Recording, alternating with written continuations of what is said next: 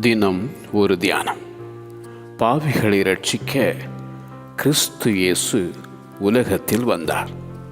1 தீமோத்தேயு அதிகாரம் 1 வசனம் 15.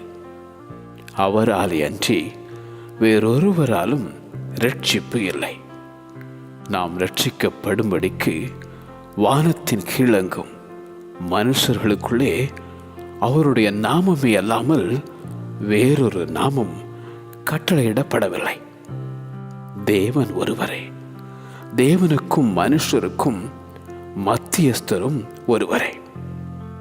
எல்லாரையும் மீட்கும் பொருளாக தம்மை ஒப்பு கொடுத்த மனுஷனாகிய கிறிஸ்து இயேசு அவரே. கர்த்தராகிய இயேசுவை நீ உன் வாயினாலே அறிக்கையிட்டு தேவன் அவரை மரித்தோரிலிருந்து எழுப்பினார் என்று உன் இருதயத்திலே விசுவாசித்தால் ரட்சிக்கப்படுவாய். இப்பொழுதே அனுக்கிரக காலம், இப்பொழுதே இரட்சணிய நாள். இரட்சகர் இயேசுவை நீ ஏற்றுக்கொண்டு இரட்சிப்பை பெறுவாயாக.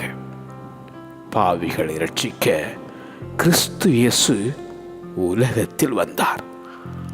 பாவிகளை இரட்சிக்க கிறிஸ்து இயேசு உலகத்தில் வந்தார்.